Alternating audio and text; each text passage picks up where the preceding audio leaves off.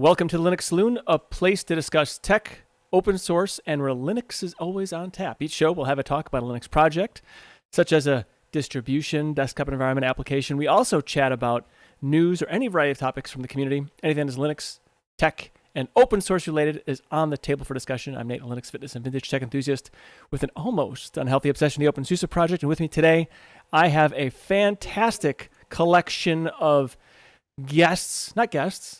panelists, peoples. Oh, and Sean Gold is just getting in right now. He's got Sean Gold here. You got Ulfnick, Ben, Mr. Storm, OS, Xenix, OS Dev, Mr.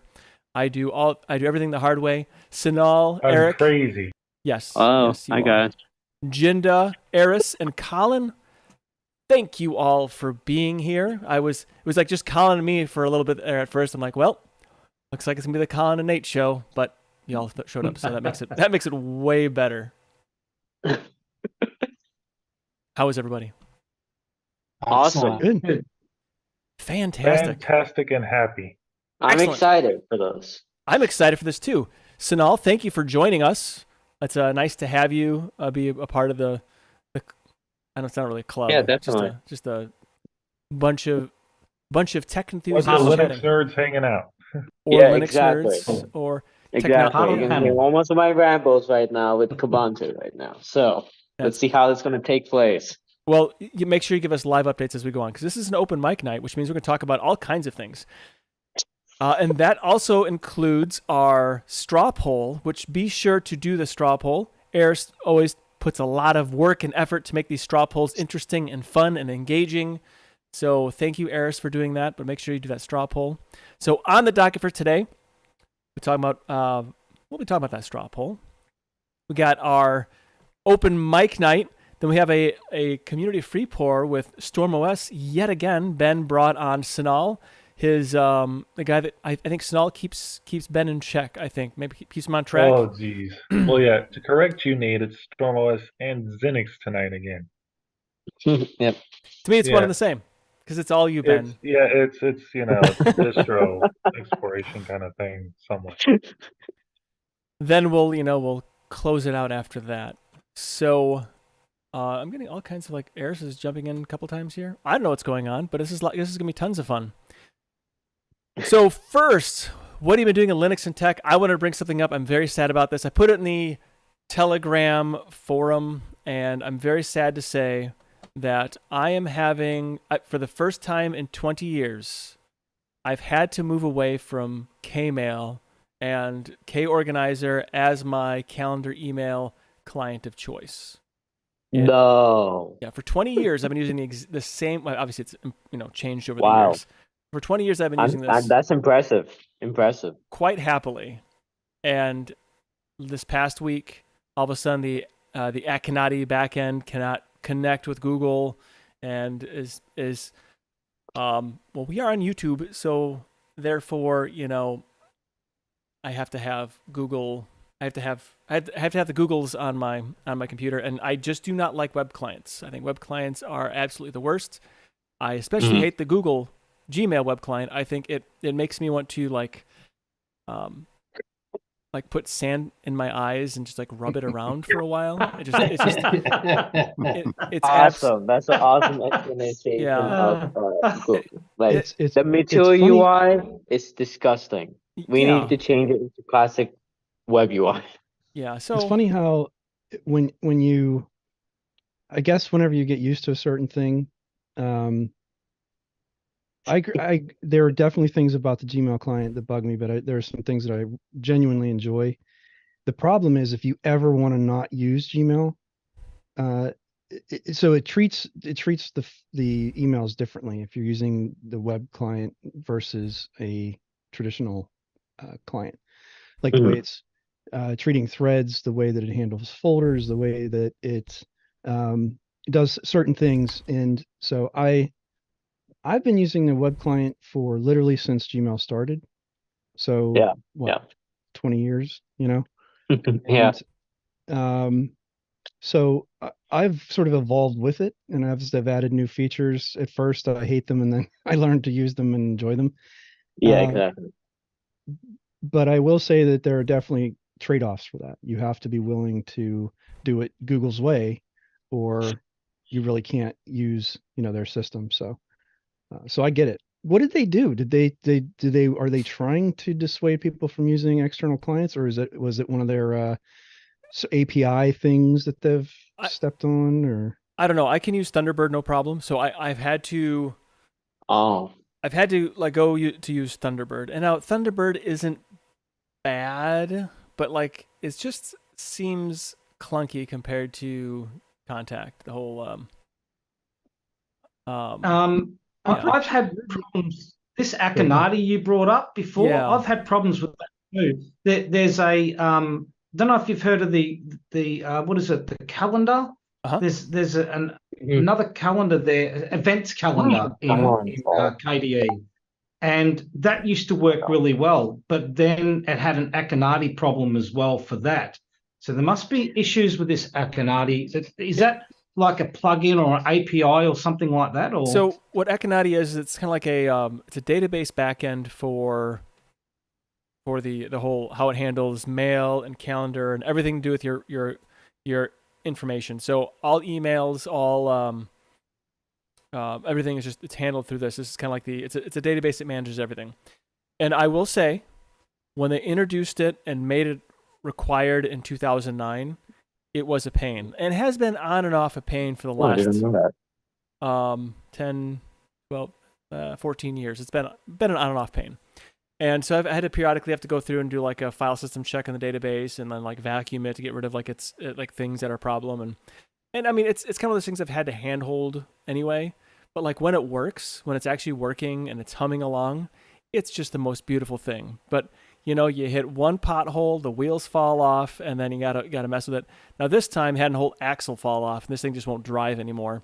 It'll access my cubiclenate.com email, no problem.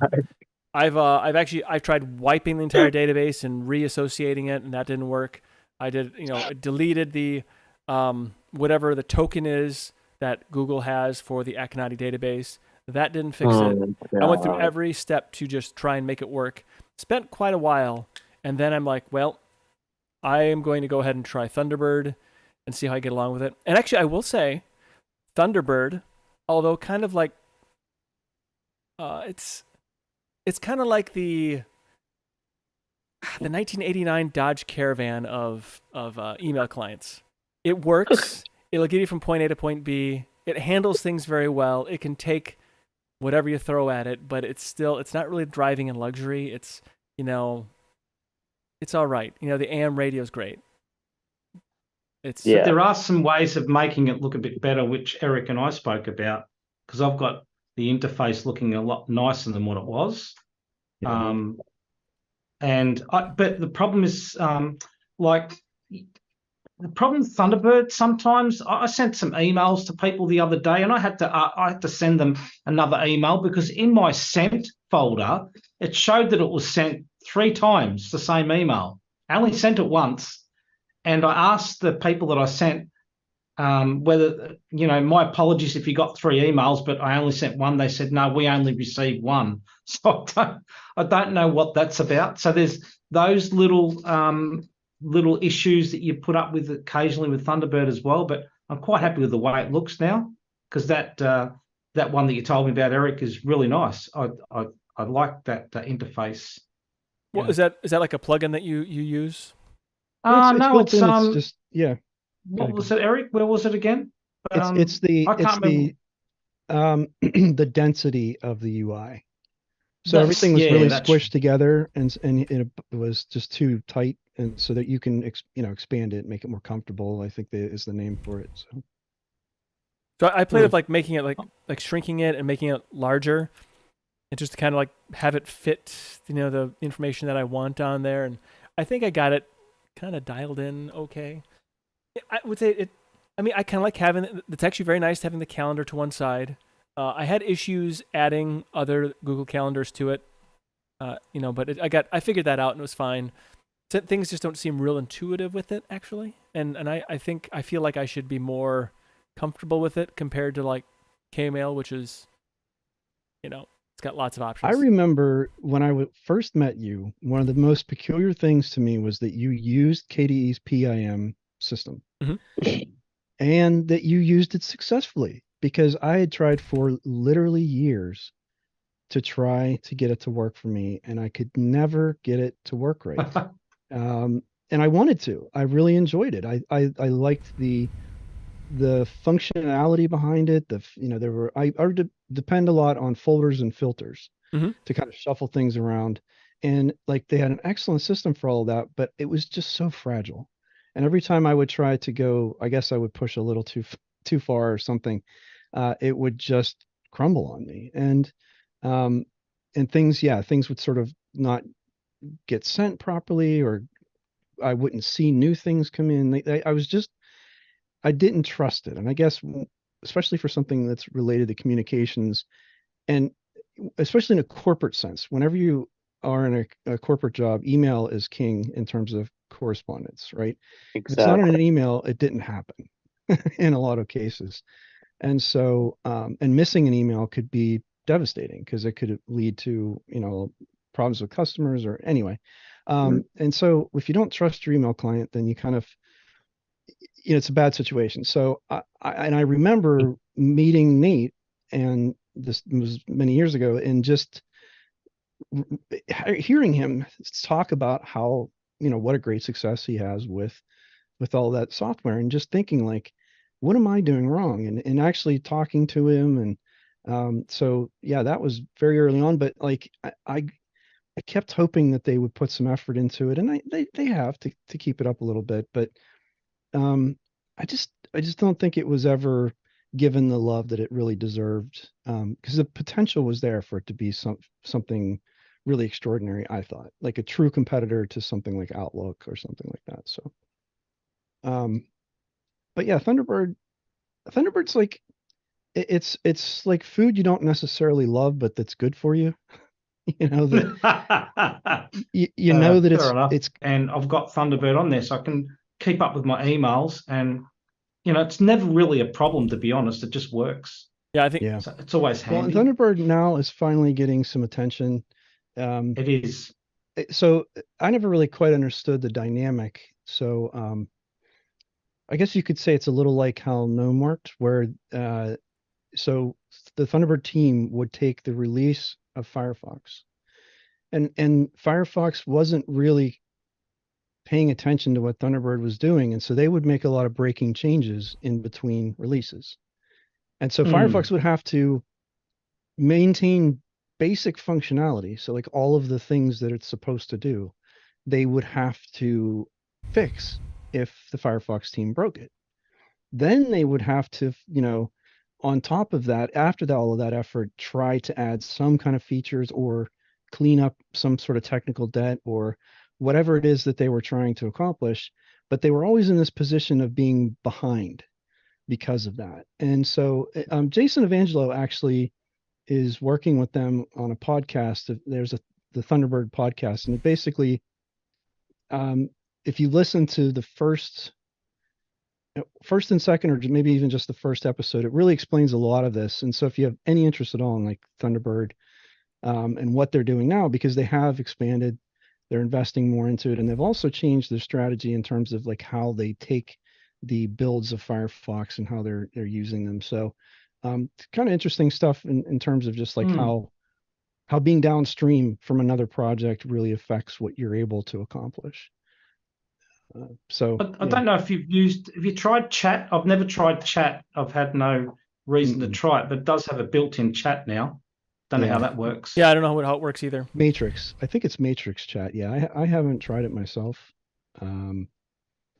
That's not true. I did plug it in once just to see, and it's very rudimentary, like bare bones. Like, so I don't know if they plan on putting things like that in just as a test to see if people have any interest, and then if people show an interest, they will put more effort behind it.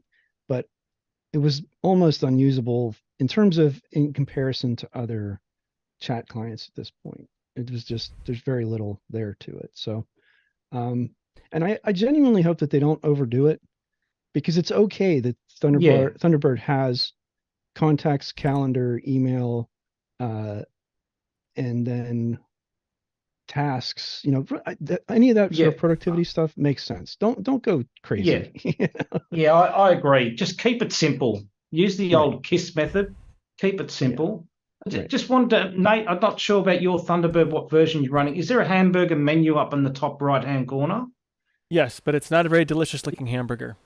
If you click on that, there's under the view, it's got like a compact or a Mhm. default.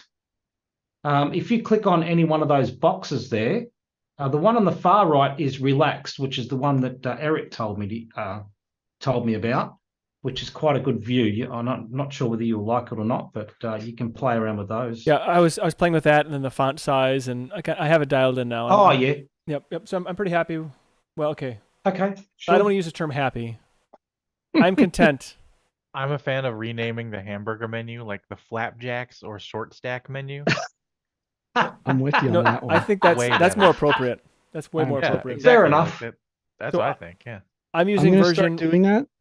to people I know. Flapjacks. I'm gonna Yeah, say, the okay, go up to the flapjack flapjack menu. Mhm. Yeah. I think this point, Eris, make a note of it. We're going to now call it the flapjack menu, and we're going to try and change the industry away from hamburger menu and push it to the flapjack menu, because flapjack is way more fun to say than hamburger, and it looks more like flapjacks than hamburgers.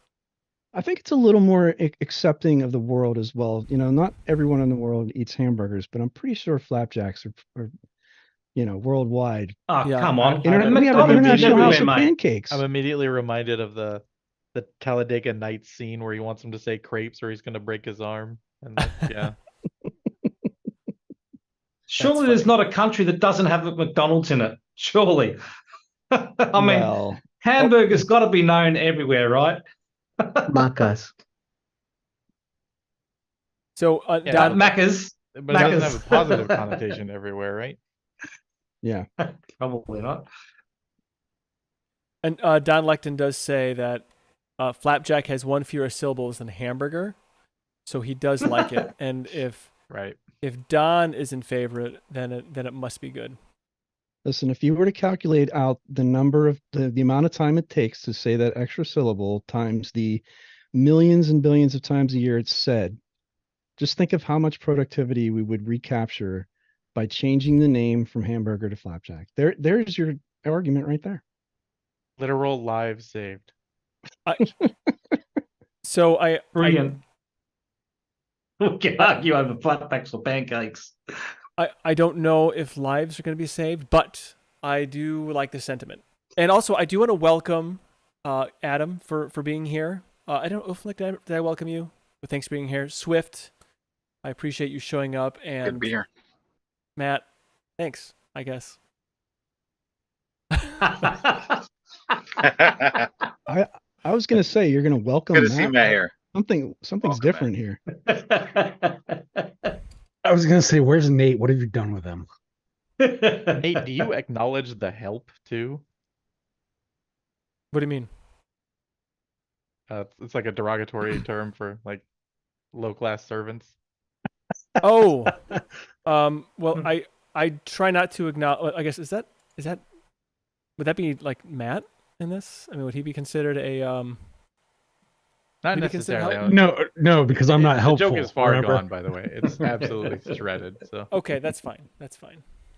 Nate missed. We could- Nate, you missed the point. It went up and over your head, kind of like usual. Yeah, it happens. I mean, I'm not gonna say I'm the most culturally aware person. I just kind of I'm like Ellen. I dance to my own beat, situationally aware is more important. or that. Quick on your feet. I mean, I can if we're talking like Back to the Future 3, when Marty was asked to very nicely by Biff to dance, or whatever Biff in the past, I should say. Oh To yes. dance as he's shooting at him very nicely. Yes. Yeah, like that kind of dance maybe. Except I can't moonwalk. But anyway, so evolution is one I guess maybe I should try also. Is it better? What is the thought of evolution as compared to Thunderbird? Would I be happier with evolution? I think evolution it's like an old version of Outlook. I think so, yeah. that It's is like the Office best way. 97 Outlook.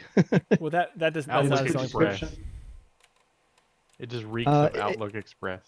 It has any email client that has stickies is definitely a clone of Outlook from way back in the day. Yeah, it definitely has that Outlook like 97 look and vibe to me. It works. It's all connected together and it's a personal information management, PIM kind of deal, calendar, contacts, email. I've used it. I used it for a couple years for a while there, and for lack of anything better, because that's really the outside of Thunderbird, there really haven't been any dependable email clients, for me at least. And so yeah, I used it for several years and never had any problems with it. There's nothing offensive and there's nothing special. It just No, it is. I did use it for quite a while because it was the only Linux email client that properly supported Exchange Mhm. for a long time, and probably still Yep. is, but we've all Yep, I moved to like remember. other email things. But when Exchange and Exchange Active Sync and all that stuff was around, oh man, Yep, that was the only client that supported it. I had Evolution on my Linux desktop and Canine Mail on my Android phone. Yep. That was it. And now Canine is Thunderbird. Yeah, yeah. That was actually one of the reasons I went Thunderbird, because of the whole K9 Thunderbird, the momentum there. I figured like this is probably the email client that's going to have the feature sets that I want, since Kmail is kind of sort of letting me down. Yeah. Well, Canine has not Joe shipped. Panico, sorry. Go ahead, Colin. Oh, Joe Panico says Evolution has a great contact management over anything else I know of. I like the UI. So there's that. It's old reliable. It's one of those things that has literally looked exactly the same for, Ever. yes, ever. There's stone Isn't that what tablets with people the like? UI design of I looked at it and it was not. It didn't bring me happiness looking at it, so I'm not going to install it. If I want Outlook, I'm just going to use Outlook. If I want Yeah. Outlook, so especially since their mail client is actually usable. I'm Right. sorry, their web client is Mhm. actually usable. that's the thing I use. Does anybody use Mutt? That's what I want to know. Mutt. I Mutt. did a long time ago. Isn't it Neomut now? Not I don't sure. know if Mutt's still going. I think Neomut. Neomut is the natural successor. Teaching it's an old just- dog new tricks. Yeah, I I'm mean already intrigued. it's kind of It's if you want to be totally with your keyboard, no mouse. yeah. Yeah. It's not really not that hard to use, even with just keyboard. It's not like it's like that daunting. There aren't that many things you do with email, but yeah. I think it serves its purpose. It's an excellent lightweight, client for that environment, for those types of environment. But I've used it on a, heavier desktop environment and it just feels a little out of place. And it's funny, we started this all with Gmail, and for as much as I know I shouldn't use it, I truly am kind of like, if Google's ever gotten me to bite hard on something, it's going to be Gmail, and and for using the client, because I'm just so used to that web interface. All of the categorization, the filtering, the automation, the stuff that I do with it, like it just, I'm just indoctrinated. How much I would it be suppose the worth? question is, go on, Go Aris. ahead. Go ahead, Colin. I was going to say, I suppose the question is, Nate, are you going to continue to check out your old mail client to see whether it does come back in working condition, or? So right now we're just gonna have to go our separate ways for a little bit. Maybe we'll do some counseling in the future. Maybe try and work things out. But right now we're just gonna have to I'm not happy about this, but they kind of sort of broke my trust, and so we're just not gonna have to. Now is not a good time.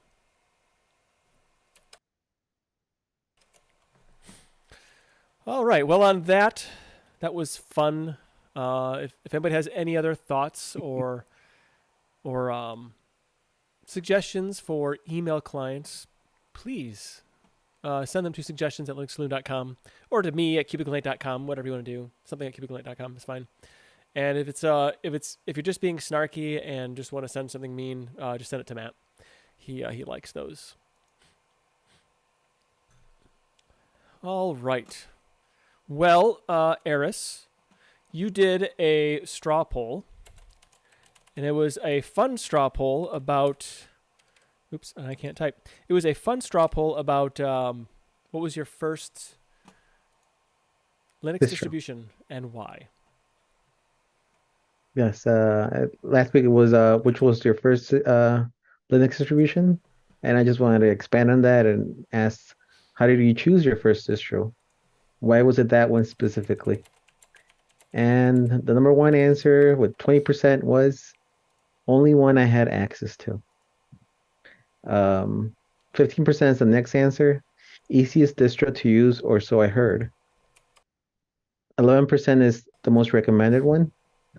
11% is most complete out of the box experience. 9% is recommended by a friend. 2% is biggest repo of software. 2% is easiest one to get access to. 2% is the logo. 2% is the philosophy of the distro. 2% is I randomly chose it. 2% is Tux Penguin because you gotta get the Tux Penguin vote. And for others, I got 2%. As I recall, the only distro that worked with my hardware at the time, Yellow Dog on an iMac G3. Sweet. And then somebody else said for 2% as well, got a Knopic CD from PC Magazine. And other was when I decided to switch, I looked for a distro with a reputation as a beginner-oriented distribution with friendly community support. Linux Mint had a lot of reviews which highlighted those virtues, so I chose Mint. And then other was wanted to see what it was,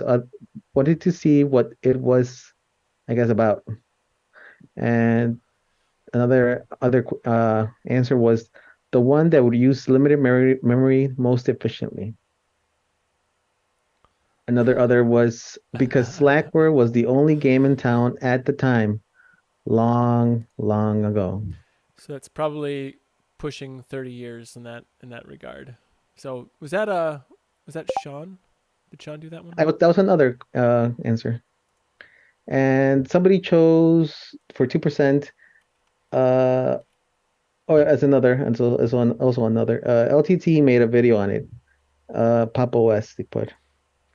And then 2% said good looking Windows like looking KDE based. Good looking and Windows like looking KDE based. And then somebody else said was sent to me by mail. I had no idea what I was getting. Red Hat Knopics, another one I can't remember. Other. And then the final answer was used by web hosting providers. And nobody chose the cheapest option. Nobody chose we used it at work. Nobody chose we used it at school. And I'm not even sure how this got here. Somebody voted other, but it doesn't have points, so I don't know how that works. And it says heard about Ubuntu, decided to try it. I don't know how it doesn't have any percentages. Maybe they withdrew their vote. I guess. And I did get some responses. Person one said, "I'm a recovering Mac user. Been using Linux Mint Cinnamon as my daily driver since 2015, and I haven't looked back since, or once. Haven't looked back once." Interesting. They're still recovering. I guess, yeah. And then person two said the options were few: Mandrake, Debian, Red Hat, Slackware. I went for what was rated as the easiest to get going, Mandrake. And Mandrake was good back in the day. Yeah, no doubt. It was great. Loved it. Still has a soft spot in my heart for it. Another person said LTT made a video on it. I decided to give Pop! OS a try since Windows 10 Insight Preview I was in at the time was being annoying, and I quite liked it. Then Windows broke Grub, and then proceeded to break itself. And I've since become a mainly Linux user. That's excellent. Awesome. Another response was how I found Linux was by accident. I had some curiosity about what this other OS I had never heard of called Linux was all about. I started out on Ubuntu 9.04/9.10 with GNOME 2. I even tried Kubuntu 8.04, but I could never get something to work. I forgot what it was, my CD drive or something. We're talking about 2008, 10 here. Finally, I stuck with GNOME 2 and just dual booted to whatever Windows we were using back then, 7, I think. If I couldn't get Ubuntu to do something, I just booted to Windows. Makes sense.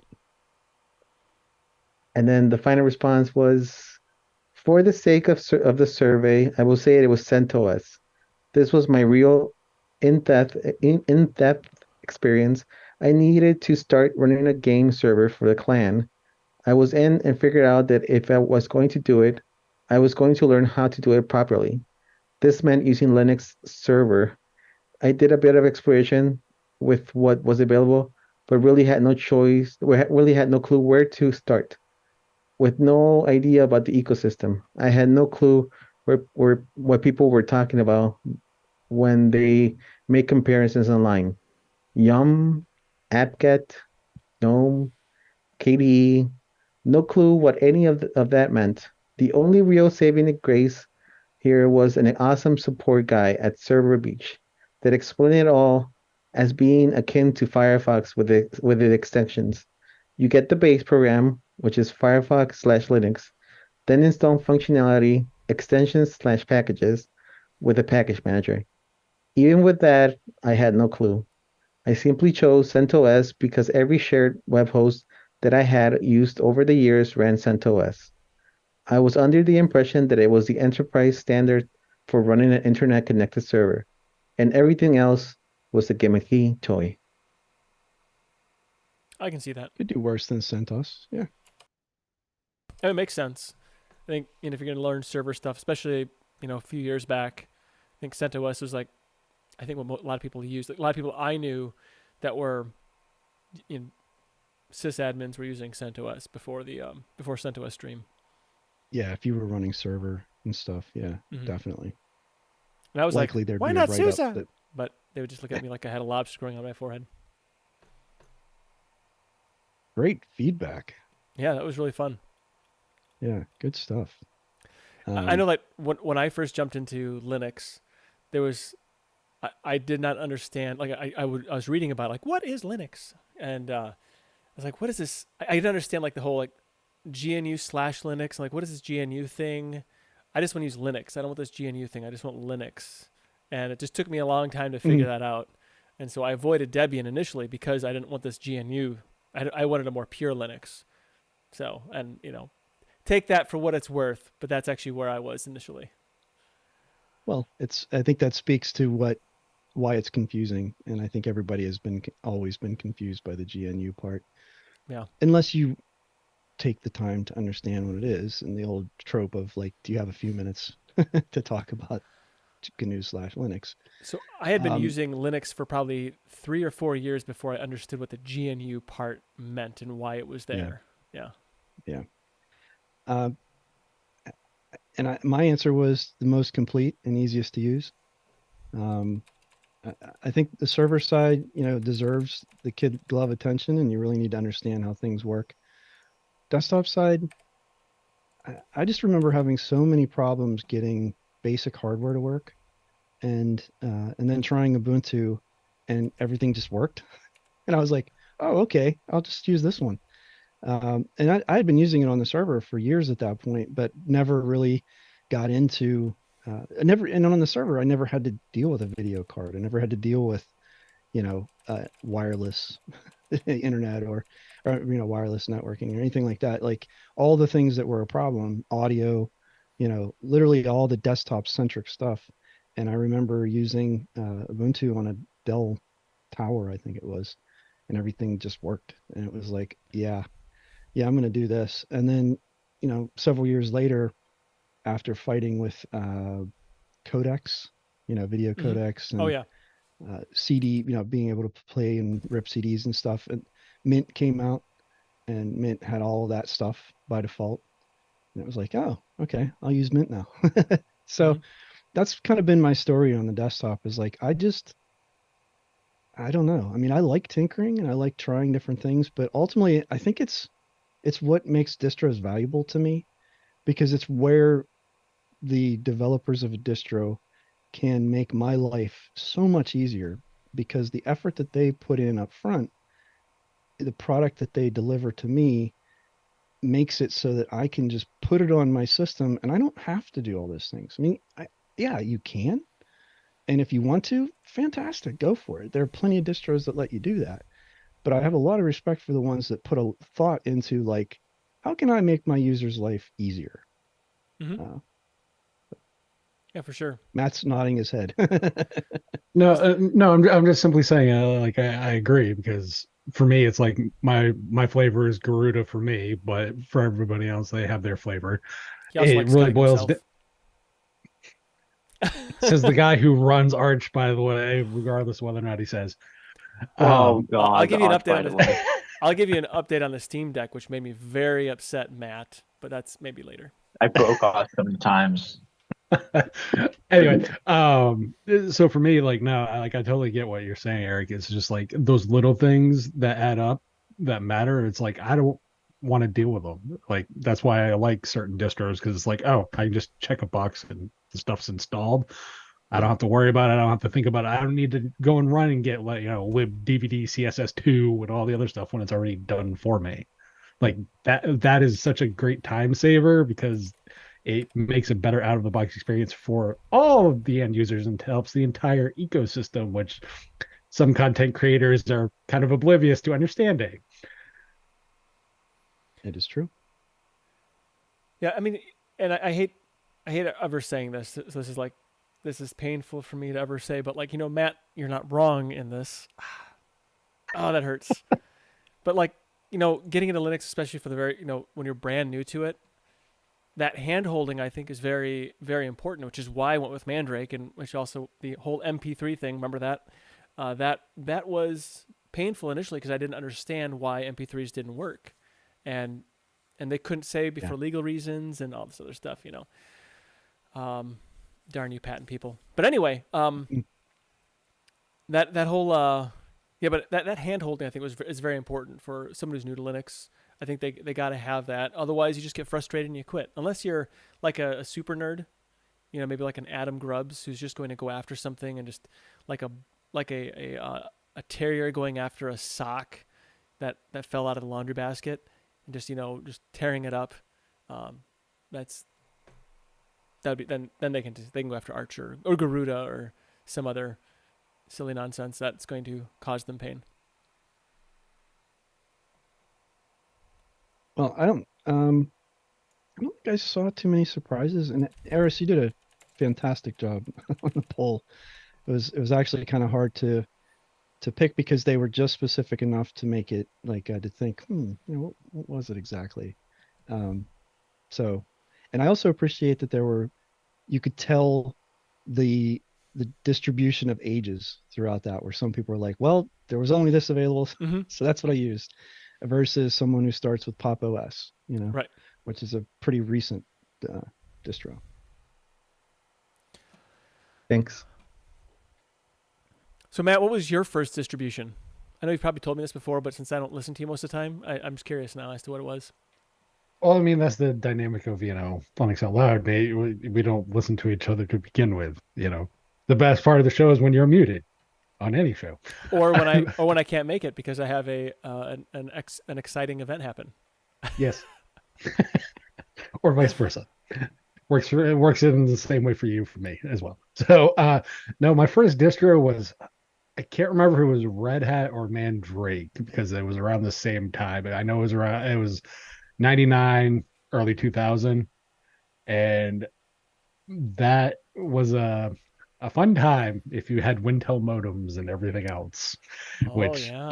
I at 15 or 16, and you're sitting there trying to compile, Wintel modem drivers that you're hoping to God will work on, a 333 megahertz processor with 32 megs of RAM, not gigs or terabytes or whatever we're at now. Yeah. And I don't know if you had, so back then I didn't have, like today I've got spare machines. I've got a couple laptops laying around. So if you got into a bind, like now you just go to a different system and get it on a USB key. And just, it's not a big deal. But back then, like I had that system.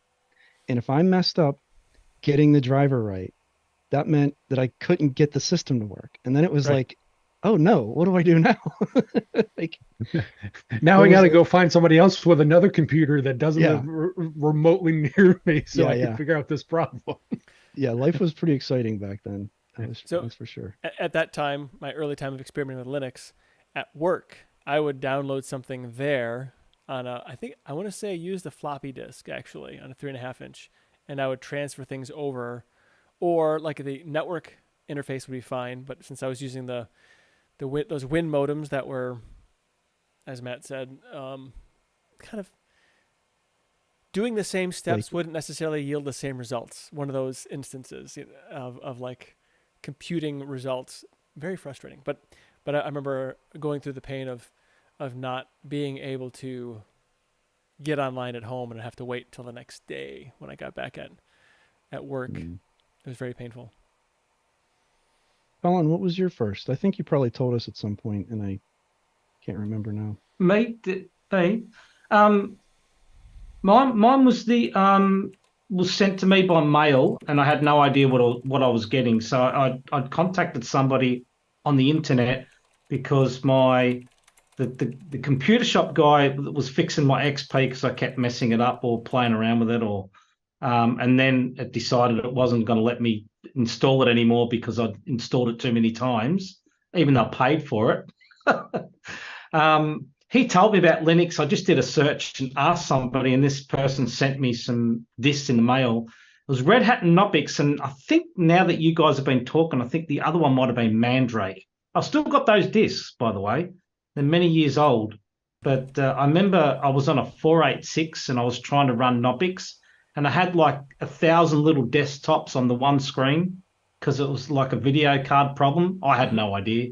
I didn't know what I was doing, to be honest. And I just didn't understand anything of what was going on. I remember I stuck the Red Hat in there, and like a desktop came up, and I went, "Oh wow, it's got folders, it's got a menu." It's like, it's just this really. I never thought there'd be anything else but Windows around as an operating system, and it just blew me away, and it just piqued my interest big time, and it just went on from there. I did stop for a little while, and then I sort of come back into it. But it was just exciting to see. Oh, there it is. Mandrake. Yeah, so Absolutely gorgeous. that's just how it worked. It just And somebody their mentioned artwork the was word so Linux. good. Sorry, Nate. Sorry. Yeah, their artwork. I remember just. You're loving muted. it. Yeah, a paper manual. Is Nate's great. muted, is he? Nope. Oh, there we go. Yeah. He's just being quiet. Yeah. Oh, this is so He's being the beautiful. show model. Oh my gosh. You have to smile when you do that. There you go. I'll put my head to the side so you can see how large my nose is. Colin, you But, mentioned someone sending you CDs, and I distinctly remember burning. Was it Ubuntu? One of the distros was like, make copies and send them to your friends, and That was the Ubuntu, word. I'm pretty sure. I'm pretty sure that was Ubuntu. Actually, Somebody guys, that talking- was Ubuntu, and then for a while Yeah. back in the day, as far back as like the 8 or 9 days, they started sending out CDs for free to people to share. Right. Yeah. That's correct. Remember those. See, my So I remember original burning. Good. Yeah. My original distro was when I moved from east over here to west. The IT guy was the owners of the business son, and he's obviously the IT guy. He said, "Here, try this." He gave me a Fedora Core 6, I think it was, and I started messing around with that. But Fedora was a little bit hard back then to deal with, and I think I found Ubuntu, which I think everyone does, and then like you went on to Linux Mint because of the ease of codecs and things like that, which they introduced so much easier than what Ubuntu did. Don't know how they got around those issues, but it was very convenient indeed. So, yeah. But nowadays, Ubuntu and Codex is like been there, done that at this point. Oh yeah. So here's a question for all of the old timers. How many hundreds of discs do you have sitting in your? I have that giant spindle that's like 100 or 250 DVD RWs. Oh yeah. And I will not get rid of them. I got plenty. You have to wonder if like someday, because you see now how people like are aficionados for like cassette tapes, and if you can get like chrome blank cassettes, they're like worth ridiculous amounts of money. I don't think optical media will ever be like that because it was just too. I don't know, but you say that, man. You say that. Right? Yeah, that's true. Kind of like I remember thinking the Super Nintendo will never be something. Wait, like who's gonna want to go back here? We're all 3D now. Wow. Exactly. Or who's going to go back to like Atari? Let's just get rid of this thing. Yeah. But I remember buying those spindles when they would be on sale, and I probably shipped out. I don't know how many dozens of those discs I shipped out to people, just so they would try it. Anyway, I made ISOs out of some floppy disks before floppy disks went out. So the Windows 3.1 and a few other things. There's like the Windows XP, what is it? The pinball game and all that. I think I've got them all as ISOs from floppy disks. I don't know what made me do that, but I've still got them now. I can't remember where that disk is. I know it's away somewhere, but I can't remember what I've done. I'm hoping I haven't lost them. But I did that. I can't imagine what an absolutely gigantic effort it must be for you to move. You have everything from like your conception till now. That like, not everything, just some things. I don't know why. Some things you just, when it comes to tech, I think it has.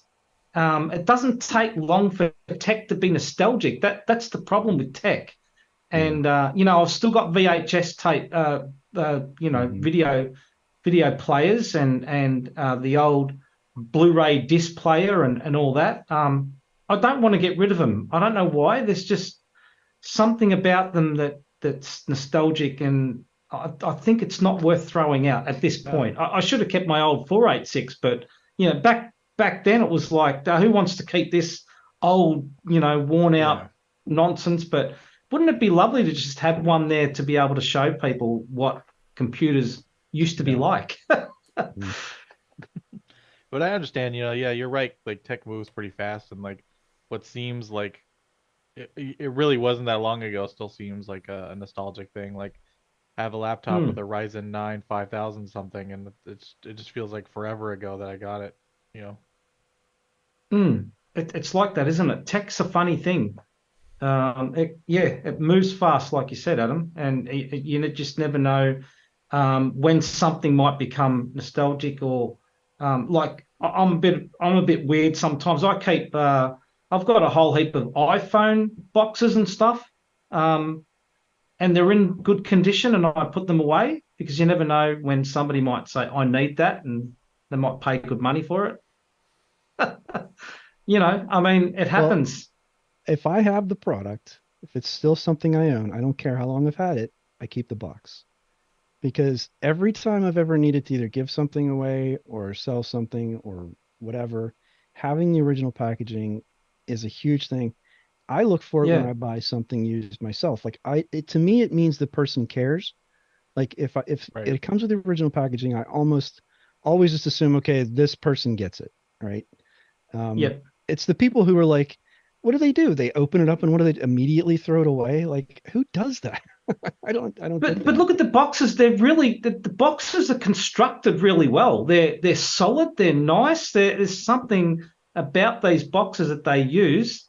They put a lot of effort into these boxes that they put mobile phones in. I'm telling you, There's very well a whole lot of constructed. people who are just absolutely devastated that they threw away the boxes to their NES and SNES because they're just cardboard, right? Oh my Yep. goodness. Yep. Pro Yeah. tip: Yeah. if you get a laptop, you should swap out the hard drive for one just for Linux. That way, you can swap the Windows hard drive back in when you go to sell it, and you can sell it with like an unused Windows software on the hard drive. So Yeah. makes it Great easier. idea. Gotta I break did out the that. soldering gun. Give me a second. Yeah. Well, yeah. Good point. Oh, it's thrown in. Yeah, that sucks. Good point. I did that with this Dell. I took out the NVMe drive and same exact thing. I booted it once. I was like, nope, no Windows here, and have it on the side. So Sometimes you got to boot Windows to do a BIOS update. Mm. Some BIOSes don't let you do it from inside the BIOS itself, so it's good Gotcha. to keep it for that too.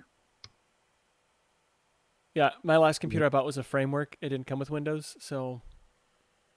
But I saved the packaging. Nice. It was actually really nice packaging. Like framework does a really nice job with their like how they do like just the whole experience is just a lot of fun. I'm so which impressed with that framework do company. you have? Sorry, go ahead, Swift. Which framework do you have, Cube, Nate? The 13-inch. Oh, okay, 13, the latest one. Yeah, it's a 13th generation 13. Okay. Yep. It's the 16 is too big for me. I'm not that kind of man. I can't handle that sort of power. Yeah. I'm hugely impressed by them as a company. I mean, I I don't know if you saw Lewis Rossman did a Yeah. video on. He's had his for a while and how Mhm. hard he is on it and how Yep. like it falls and just the way they've built it seems to make it more robust, and the idea that you can swap things in and out, and just the fact that they're solvent, like the company has managed to bring something to market and survive and actually seem to be getting a lot of really positive word of mouth. And it's definitely something I'm going to consider next time I need a laptop. Well, the fun thing, if you want to call that, about the framework is they do actually listen to their customers, and so the problem that Lewis Rossman was having with like the battery dying or whatever, the BIOS battery or whatever discharging, they've actually solved that, at least from what I can tell. So like if I put my computer to sleep at night, the next morning it's down a couple percentage points, but no different than like other laptops that I have, so it's not like it's fine. I go, Right. I've been putting it to sleep since I've owned it. It's actually very fast at sleep and waking up. So I know it's probably an Intel 13 generation, probably. Would you say that it's as quick waking up as, say, a MacBook Pro? Never used one, but Okay. I would say it's as fast as my cell phone. If that means anything. Like literally, Good. by the time the screen is open, I'm typing. Like that's the speed. So I can't physically, I probably could physically move it faster, but like I wouldn't want to move it faster than that, I guess. That's So amazing. Nate, what distro do you have installed on it? Really? Come on, play along with me. Oh, Yeah. What is it? I'm not quite Oh. sure myself. I've forgotten. Oh, well, I'm so glad you asked. I'm Let's think Is it about CMOS? this. I'm running Gen 2? just a OpenSUSE Tumbleweed. Whoa. Oh, You God. don't say. Yeah. Yep. When did you? Was that? No, Milton? that's the joke, Sanal, is that he's That's all I run. almost obsessed. Almost. Don't let him fool you. He's totally obsessed. Yes. Well, I mean, Where's it's the not like- plushie? it's not like I would, put it on the framework itself or anything like that. There you go. That'd just be crazy. That Nate, would be No, crazy. where's the plushie? Which one? Oh I also God. have one in the house too. So I rest my case. Oh, okay. So you actually are OpenSUSE fanboy. Okay. Oh, Oh, wow.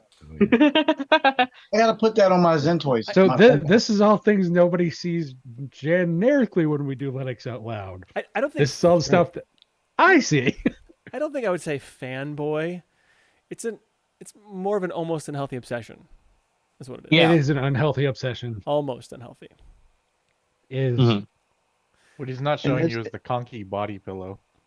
Oh, wow. That would just be weird. Why would I show you my bed with a giant plushie of the Geeko chameleon? That'd just be weird. Wow. Yeah. I'm just, Oh, is that where you put your hand in, like for a glove in the back? so many things wrong with you, Adam. And it's too bad the show's live because I would cut that part out. Yeah, it's all good. But no, and the reason I like running goodness. OpenSUSE is because it does what I want it to do all the time. It's consistent. It's predictable. You know. Mhm. So I've found, Nate, I have to say, I'm running it on my Surface Go Really? with KDE. And although it works well, I think, I have to say, I think OpenSUSE has a lot more updates than Arch does. Would I be right in saying that? it could be, but you don't have Seems to to run be a it. lot of updates. Yeah, the Surface Go. Cool. Yeah. You don't have to You've run the got- updates. Yeah. You don't have to run the updates, but No, I mean, then like if your Firefox is behind and all that, then you really want to, make sure it's up to date, isn't it? Are those So expensive? this is. Sorry. My daughter gave me this. She didn't want it because the keyboard was too small, so I ended up having it. So, did it turn on? No. Oh, it's probably out of battery. Haven't used it since I got back from holidays. Yeah, but it seems to be a lot of updates going on with OpenSUSE, but it's working well, I have to say. So, yeah. So if you've got a Surface Go, Arch Linux or OpenSUSE are the two main ones that actually boot up on that. There's not many distros boot up on that. I was thinking Elementary would be one because I know Elementary's got I think they have the kernel. This is probably like 3-year-old information now, so I'm just stuck in that mode. But I thought Elementary had like a kernel specifically for using it on the Surface or something like that. But you said just is that right? I didn't know that. Yeah. What generation Surface Go is that? The first one, I think. I'm not sure actually. I don't know. So the specific kernels you're talking about, Nate, like the ones Wendy and stuff would use. Yeah. Is that Mhm. yeah, those are Linux Surface Linux device. I can't remember what the subreddit for that is, but they give you a list of all the Surface devices that are currently supported by that and what it actually gives as far as if you use that particular kernel, as far as support and stuff. So just I know like one of them allows for the better NVIDIA graphics switching if you have like the Surface Book as an example. So stuff like that. But yeah, honestly, that's probably one of my favorite devices, and ironically made by a company that most Linux users detest. But I find them fantastic devices, honestly.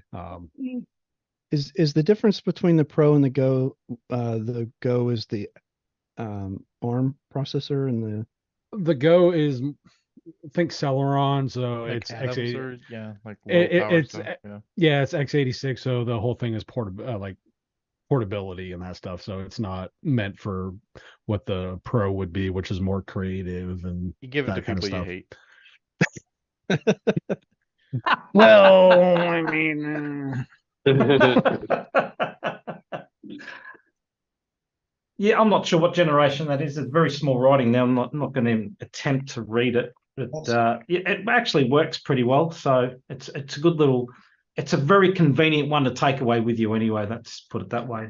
Real talk though, the It's good. Surface Go could have been better if they didn't just put eMMC storage in it. It could have been a lot Hmm. more usable without that. yeah, definitely.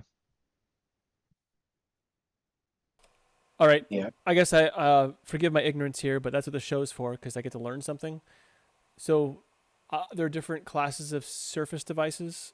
I know there's a laptop and there's a tablet. So is the Surface Go not the same as the Surface? Well, there's like wood, Surface- marble, Formica, a bunch of different surfaces out there.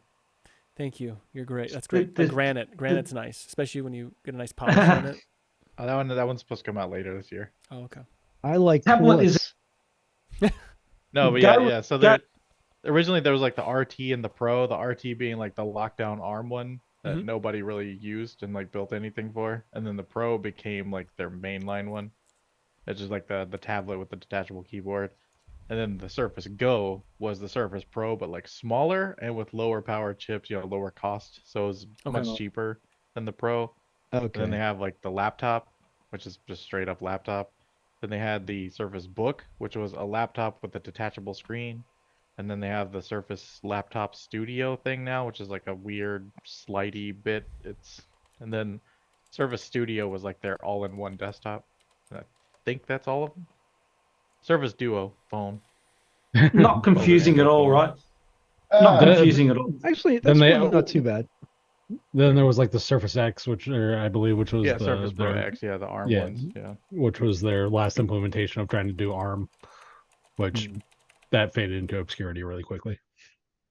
They certainly seem to be desirable, even the early ones to this day, which I find to be interesting. I had heard the other day that the first, second, and third generations are now all of the hardware necessary to make that boot, all the drivers necessary to make that boot are in the kernel proper, Linux kernel proper, and so you don't need a special kernel.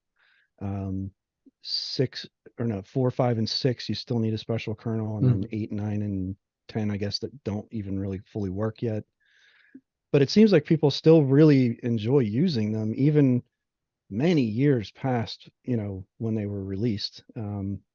Which Yeah, I the think Pro's is a good form factor. I mean, it has its issues certainly. Various generations have their issues, but the form factor, like it's a slim tablet. It's not like the old, Windows tablet, XP tablet edition, chonkers, right?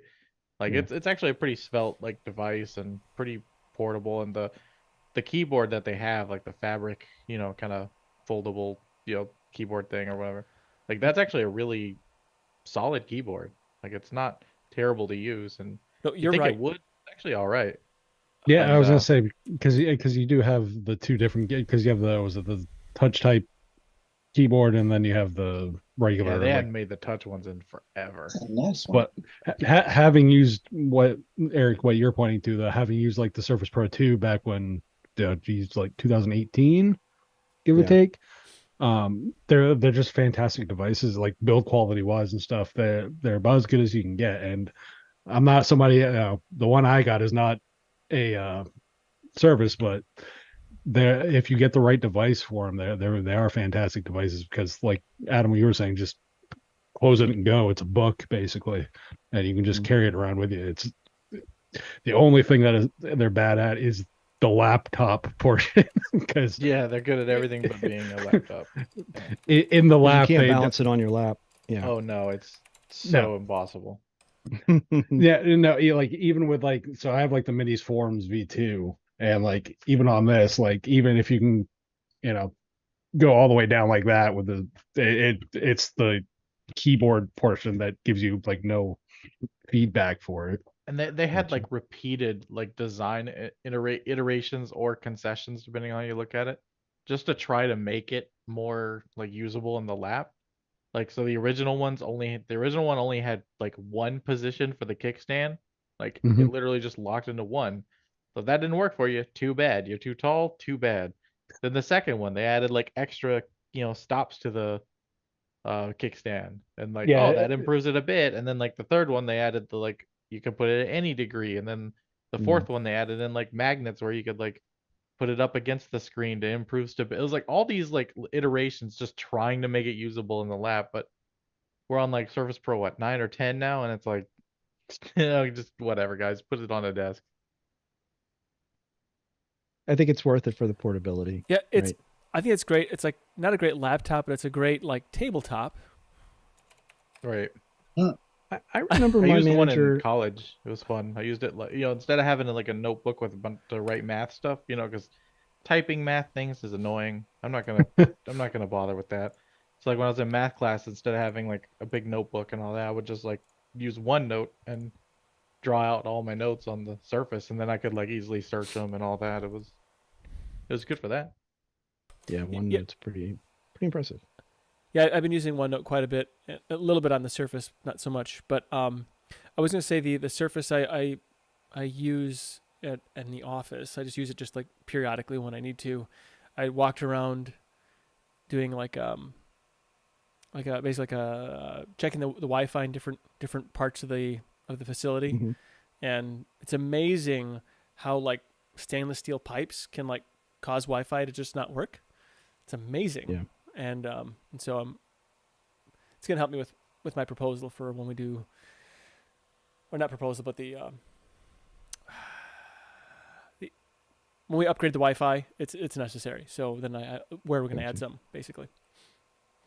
The only thing I've ever seen negative to a Surface is the repairability. I don't know if it's all of them, but I remember seeing someone was trying to get the fabric off, and they had to use like a heat gun, and anyway, it looked pretty messy. But I also got the sense that it wasn't that common, or else it would have been a much bigger problem. But So what I've seen is I think this is one of the only devices that got a 0 on the iFixit score chart. Yeah, because you basically have to destroy it to get into it, like irreparably destroy the thing to get into it. Oh, okay. So then maybe it wasn't minor. Never mind.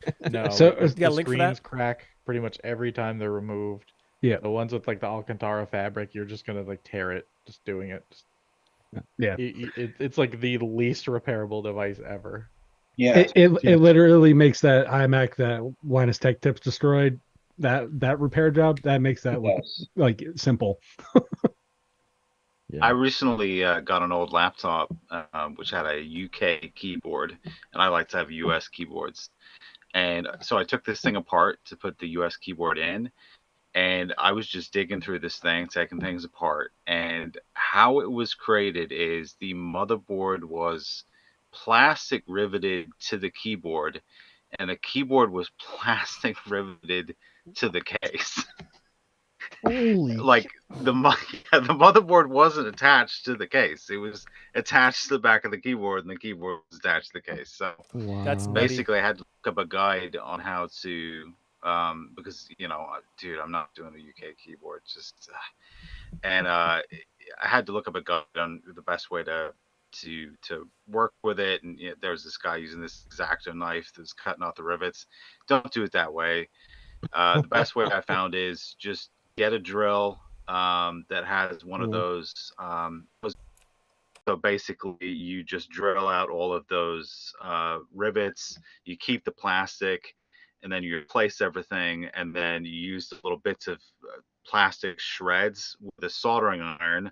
And I use the Pine 64 soldering iron. Highly recommend, by the way, to sort of remake the plastic rivets.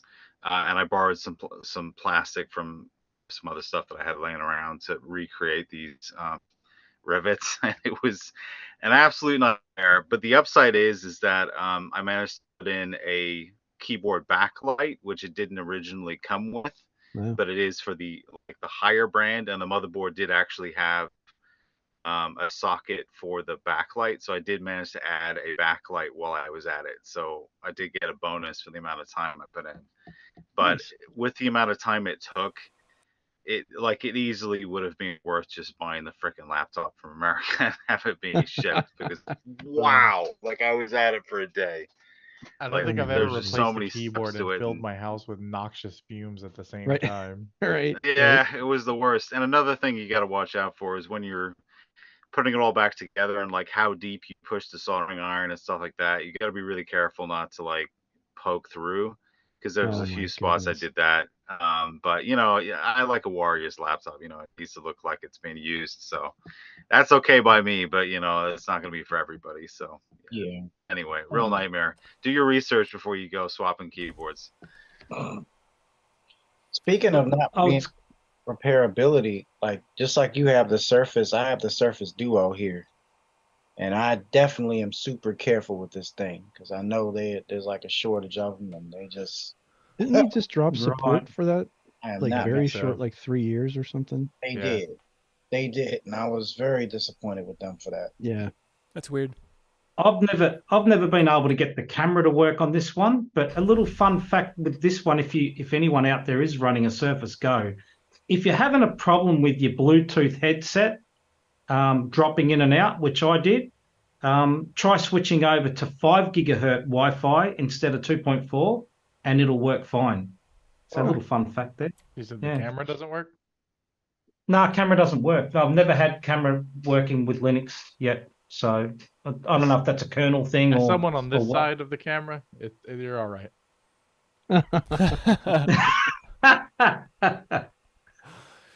You're such a sweetheart, Oh. Adam. What a guy. Such a nice man. I love you all. It's all good. Well, if I didn't care, I wouldn't bother. That's true. That's true, yeah. For sure. So, Eric, you said that you're back to using a quasi-arch distro. So what do you mean by quasi-arch? Oh, so I've been using Mint for a while now, and the adage of a good distro hopper is if it isn't broke, then break it. Right. Yeah, that makes or sense. Yeah. replace it. So so I've been playing around with different distros. I had Windows 11 on here, which made me sad because it made my laptop feel old. I don't dislike Windows 11 in terms of like a day-to-day operating system. Like they've made a lot of improvements to it, but it definitely made this particular laptop unhappy. It wanted to run the fans all the time, and things were just sort of jittery. And anyway, I'm glad I did it, but at the same, because it's been literally years, and I feel like if I'm gonna make a conscious choice, first of all, I'm not a big bad mouther. Like I don't care if you use Windows, whatever. I don't Mac, whatever. But at the same time, I kind of always feel like, well, what is it like now? And just so having that interest. So anyway, it was a neat technical exercise, but it just didn't run well. And so I wanted to put something else because I like dual booting. And so I was just trying different things, and I haven't been on Arch in a while. And there's a good reason for that. And I keep forgetting why that is. So, running Linux Mint or Ubuntu or many other distros, especially when it comes to hybrid graphics, they just kind of figured it out several years ago, and there's nothing I need to do anymore. Maybe I do a switch, to hybrid versus, NVIDIA dedicated mode, or something very simple like that. One reboot and boom, you're done. I never think about it again. And on Arch, even in the many derivatives, in most cases, you just get the NVIDIA driver, and if you want to power down the NVIDIA card, or if you want to do anything with hybrid, then guess what? You get to go to the wiki, and you get to look at the 15 different possible ways that you can enable hybrid modes of varying, varying degrees of completely powering off the card, using just the Intel, hybrid, on demand, off screen. Like it just goes on and on and on. And so I installed actually Manjaro Cinnamon just to, because again, there's another thing that I haven't used in years is Manjaro, and I just thought, okay, I'm gonna try it. And I installed Bumblebee, so I've got that going, and then I'm like, okay, I want to do BB switch because it actually will power down the card entirely. And so I installed BB switch and go to and a reboot, doesn't come back up. Yeah, that's Manjaro for you. That is the classic Manjaro. So and this is why, as I go back to my earlier statement of being lazy and using a distribution that does the work for me. But anyway, I went in and I booted back from the USB key. I did a chroot, went in, uninstalled BB switch, and it came right back. So it was BB Switch that was causing it to not boot. So I'm going to keep playing with it a little bit just as a technical exercise, just to see if I can remember how to get it to work properly. I probably have notes somewhere. But it definitely reinforces to me my preference for a distro that just does the heavy lifting. Yeah, this is one of those scenarios, Eric, where, even on Gentoo, for crying out loud, things like, distros that require more manual intervention where, the NVIDIA plus hybrid driver is just not there, So it gives us an appreciation for distros like Manjaro and, Ubuntu and things like that, where they have done the heavy lifting and made these graphics cards and Wi-Fi cards and all these other things a heck of a lot easier than, distro maintainers like myself that have a frick ton of work to do to fix things like that. And it really just is, a pain in the neck when you have to install something more manual, like I said, where you just have to go spend hours reading wiki pages and all this other junk just to, fix something that is literally so easily done in a pre-made distro. It's really unfortunate, Well, and that's the thing. I get when people want to have a greater control over their system and they install something that they can then, make a lot of choices. You have that flexibility, and it is powerful. I get that, and it is interesting to a certain point, but it is definitely more work that if you're not interested in doing those things, it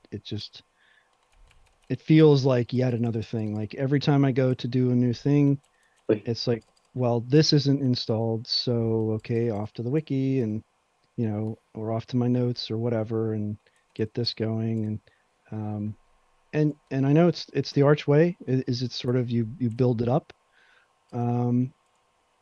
It's just this. That was the point I was trying to make, or the comment I made at the beginning of this, where it was like I fool myself and I like forget. Why is it I don't use Arch anymore? Oh yeah, that's right. So I guess after doing this, what would you say is your big takeaway? Like if you could sum it down, sum it up to like one statement. Arch. I like that Arch. So it is a trade-off between. I like that Arch has such an incredible software repository where many of the things that I end up running as a flat pack or as an app image or some sort of third-party package, Arch has either in the repos proper, an extra or community or something like that, or as a well-maintained AUR package. And I just there are certain things that to me still run better as a native package, and I appreciate the effort that they put into having so much software available. And I like Pac-Man. I like the way that it works. I like the multi-threaded downloading. There's a lot of stuff that I like about software, package management and the way that you run the system. I love the fact the wiki. I have learned more from the Arch wiki than probably any other single source of Linux information, simply because of the trial and error. We were talking about, learning. Sanal's going to get to this probably, but the idea that you break things. Yeah. You try, you break it, you try to fix it, and even if I'm not using Arch, a lot of times I end up on the Arch wiki because that's where there's so much information. So, so I have a lot of respect for the project. I just think at the end of the day, sometimes I want something that I just want to flip the lid open and start using it and not worry about a bunch of updates or worry about needing to install yet something else and configure yet something else. And so that's what's tended to over the years keep me gravitating towards Ubuntu and its derivatives. So yeah, it makes sense. And they do a good job of making a nice product, a Linux product that you can use.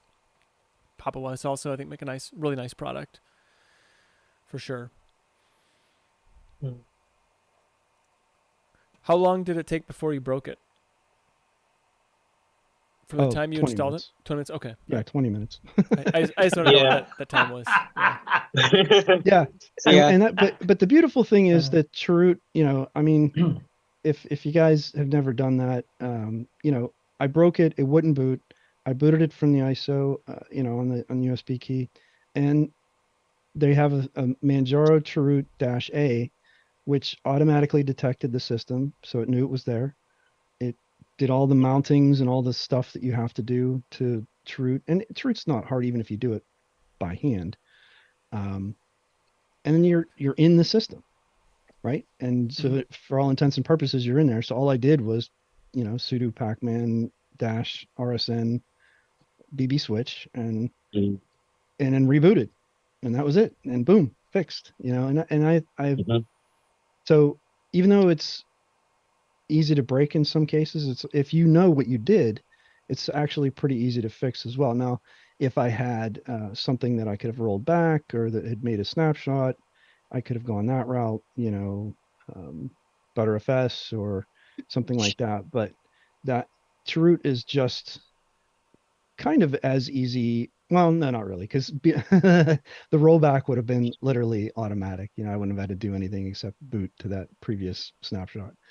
But at least Chroot makes it pretty simple to get in and do the thing I need to do and get back out. And I've saved so many systems that way. So I haven't done Arch in a while. I mean, unless you count the Steam Deck, but I haven't actually touched Arch in a while, and I can't say I miss it. Doc. Yeah, the Doc. only problem with the Pac-Man is that this is like almost stuck behind. Like over the summer, like my family and I like went to like Argentina, and since like Argentina, you know, it's really sad when it comes to like inflation and like the infrastructure over there. Like I actually seen in like in my own eyes what's going on there, and basically the problem with Pac-Man in Argentina, when you do updating packages, literally their internet connection doesn't run on like the normal like internet infrastructure. I think it runs on copper wire. And basically it's just that's how slow it is. So basically it's almost like a dial-up.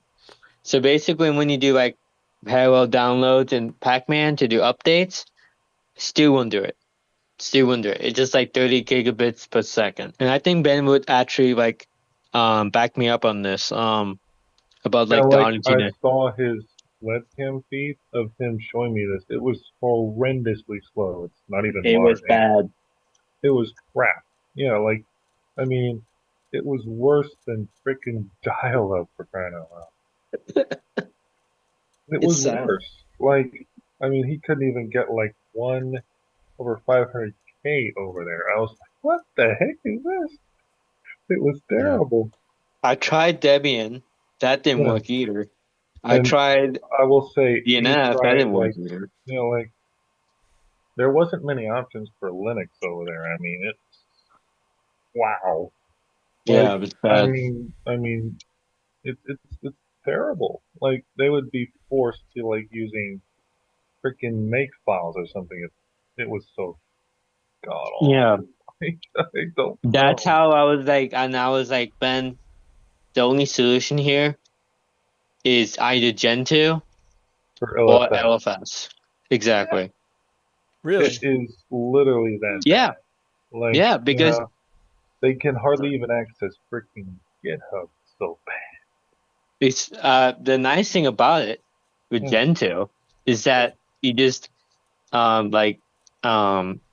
the nice thing about it is that when you just set it to compile, you can Just leave it overnight and it's boom done. yeah, you just set it to compile stuff while you go to bed, and you wake up, it's magically done. It's the fastest package manager. Codage. Isn't the binary typically smaller than the source code though? It can be, yes, depending upon the package, however. Interesting. Now the thing is, mate, if you say like build, I don't know, Firefox or Chromium or something like that, yeah, unless you use a binary package, you're waiting Yep, a that's good good. dang while. Yeah. But yeah, I would say, again to Sanal's point, you Mhm. know, well, here's the thing about Gen 2 though, there aren't many package binaries like you try and put calamaris on Gen 2, for example. Ooh, you're waiting for Qt Web Engine, which sadly there is no binary. And Sanal has seen this in my experience and his experience. Ooh, good Yeah. luck waiting on that. Yeah. That's The funny. nice thing Also, with about Git, it, you're only downloading the difference. Go ahead. Yeah. Yeah, I Yeah, I was mean, just gonna say with Git, you're only downloading the difference, so that's yeah, probably a yeah. lot Well, I less than will having to say that re-download the entire yeah, updated binary. yeah, That's a good point. the only, but yeah, I wish they would make a freaking Web Engine binary for Gen 2. yeah. Yeah, that's very unlikely because coding that thing, good luck. But anyway, yeah. So to Sanal's point, yeah, Argentina's internet. Good luck running anything like that. Yeah, because the inflation, like, it literally runs on copper wire. Here in Yes, America, if copper you should wires work just appreciate, fine. oh my God, we run on fiber network. No, no, no, no, no, no. When you go on Argentina, it's like a third world country over there. Well, Yes, it's literally that bad. it's a very beautiful country, though. I Yeah, it's a very nice place, I will It's say. nice. It's really nice. It was really fun. Yeah, yeah. Like, I mean, it's just, I feel really bad that they don't have many Linux options over there, any computer options at all. Yeah. yeah. Yeah. Well, Anyway, so speaking of, it's about that time. Speaking of oh shoot. next week, it is it's an application. It's a distro exploration. I'm looking at it. Oh shoot. So, Oh, Uh-oh. so we're going to have to like figure out a distribution to use. So hang on, Ben. I know you probably want us to try something, but is it Gen 2? let's no. I don't Give think. give us a chance to talk it over, Sanal. Yeah. Okay. So if you guys would like to, like the panel here, you panelists, have any distribution suggestion, like things that you're really chomping at the bit to get to, looking at some of the recommended that I have right now. I don't think we've tried Alpine Linux. Arch Labs is out there. We had that talk about doing an immutable Linux distribution exploration, like just trying it out, see what you thought of it. Yeah. I thought about is it BlendOS? I think that we haven't done, or we've done Yeah. Nix, I believe. Yeah, but Blend yeah. is at 3 now, Is and it? I But keep it's- waiting for Vanilla to come out with a Yeah. new. So eventually, they're gonna have something new, but Yeah. Sure. Also, PC Linux OS. That was another one that was has been brought up numerous times. So I wasn't sure if that tickles anybody's fancy. But anyway, yeah. So I don't know if there's anything I like. have an immutable distro idea, Nate. Okay, fire away. There is a Gentoo based one that's fairly easy to install called Zanaya Linux. Called what? It's Do you have like a yeah, link? it features GNOME, and they Hmm. they use a lot of flat packs and things like that. So I'll link it into YouTube, and you guys can decide on that. But yeah, that's just something I want to plug and see about. so we talked Does it? about. I'm sorry. Sorry, go ahead. You can Go ahead. Sorry. Because No, yeah, I was just gonna looking say. So at we their talked about. website. And, I have ran it once before, and it's I'm actually friends with the dev Luna, and Hmm.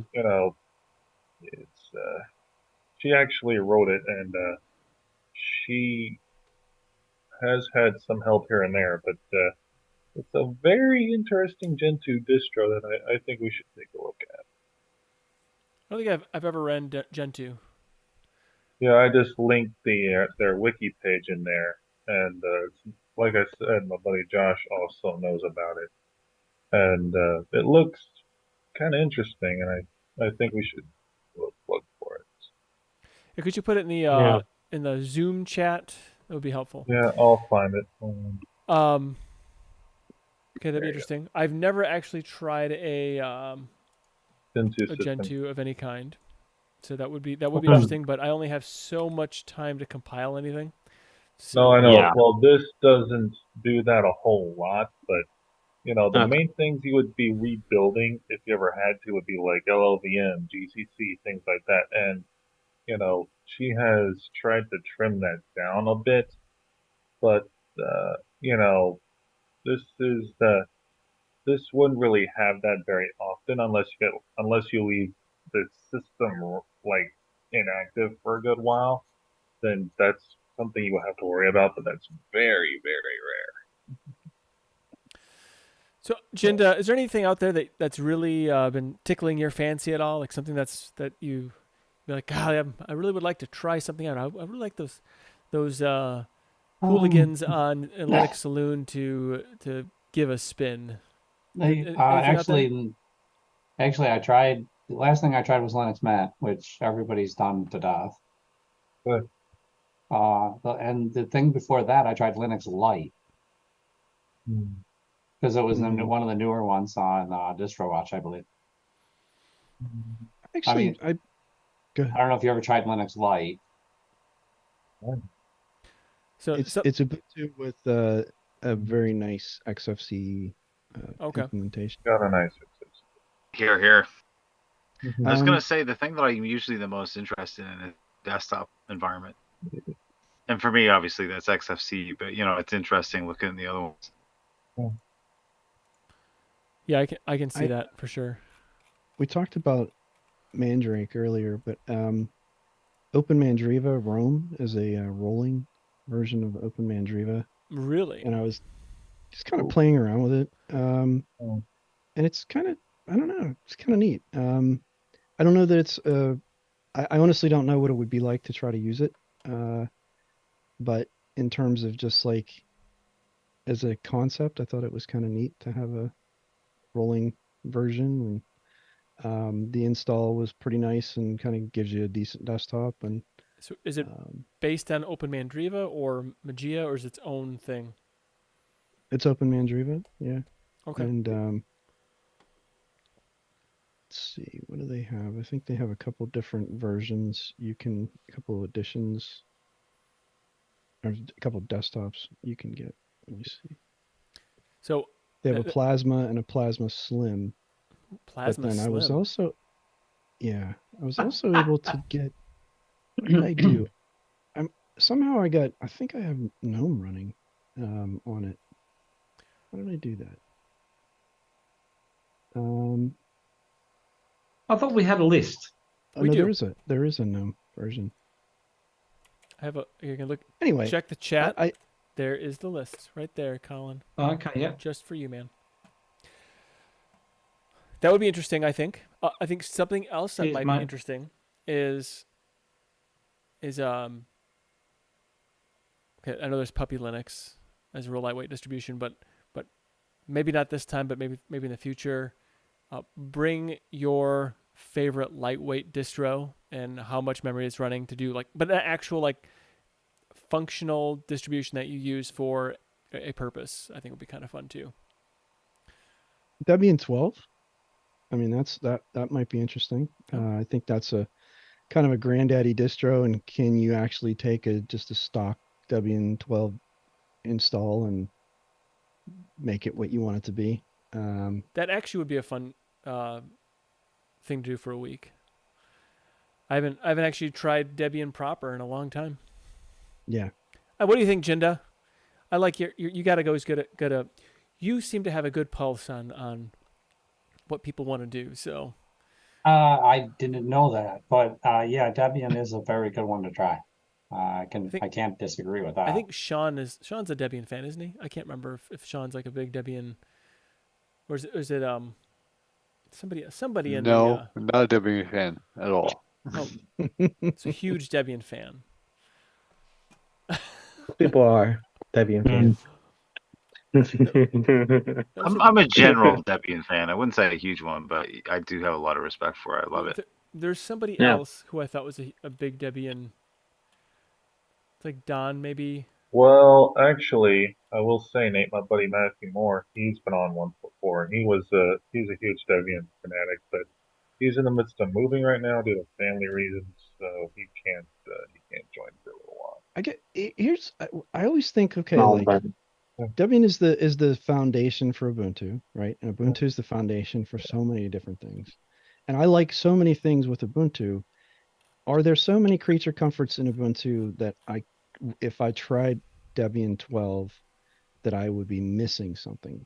Like when I hear someone that runs Debian just as straight up as their desktop, like I always kind of think, oh, well, that's interesting. I wonder if, like, and the fact that like Linux Mint has an LMDE version and like, and this whole like, there's always some angst against Ubuntu and like Canonical and, if the worst were to happen, is Debian its own thing. Like, that's all. I haven't run it as a desktop operating system for such a long time that I don't know. Package versions would be your only probably downside, and that depends which version of Ubuntu you're probably running as well, because whether you're running 18 or 2004 or 2204, Right.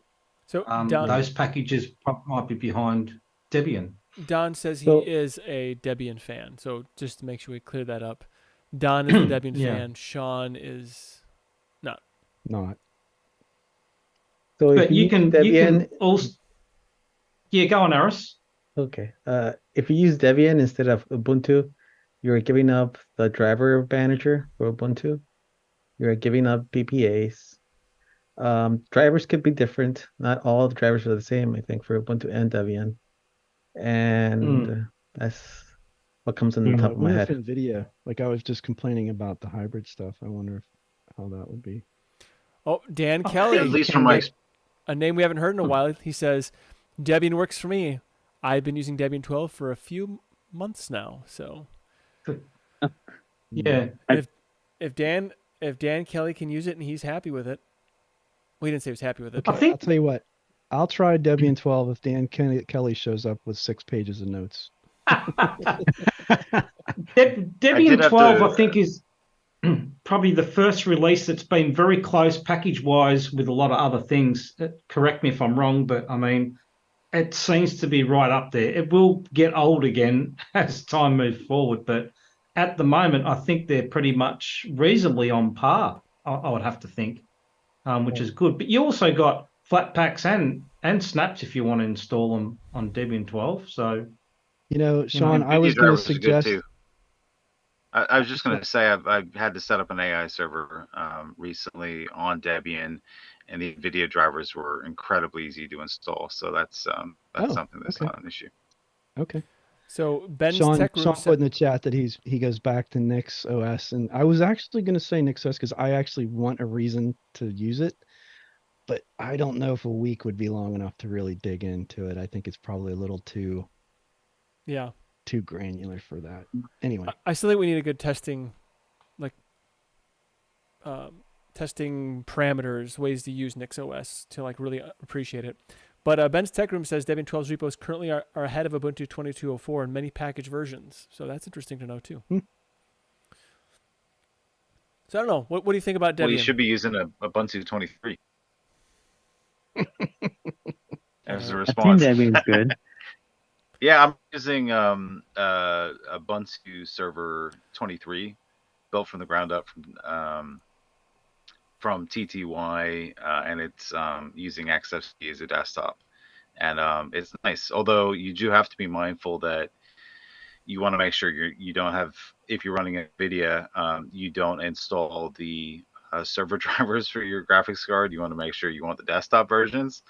But yeah, it's like solid as a rock. Nothing ever, no problems, and the software is reasonably up to date. So it's been good for me so far. I've been on it almost a year now, about maybe 6 months, I guess. But yeah, it's been really good. Okay, well, let's make it Debian 12 since we're running rapidly out of time, and I want to make sure we get to our our community free All and pour, Ben thing. our Ben and Sinal thing. Yeah. So, all right. So Debian 12 it is. But if you have any Yeah. suggestions for Linux Saloon, whether it's a distribution, discussion, application, some poll ideas, because I know that although Eris is full of many fantastic, he's just a treasure trove of great ideas. Maybe he'd like to hear somebody else's ideas. So check that out. Or send him an email, or send us an email, suggestions@linuxsaloon.com, or tag him in the Telegram, Discord, and so forth. So he's out there. Or we can put it in a comment for the the video as well. That'd be cool too. So suggestions@linuxsaloon.com or someplace else. Yeah. All right. So for our community free pour, StormOS and Xenix update from Ben and Sinal. So apparently some very exciting things are happening. Oh boy. And I'd like to hear what these exciting things are. Yes. Well, kudos to Sinal for coming on. I know he's had a rough week with us and our insane amount of work that we've been doing with this. And I think for Sinal to, as a best friend to him and him me, I think I'll let him for this time, given I've done all the updates in the past about this.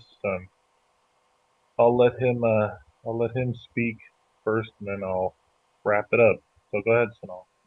Okay, so essentially, like what we're basically doing, like essentially, like with like Xenix OS is just, I mean, honestly, with like Gen 2 and like how I'm like Well, doing actually, it, like I'll start off.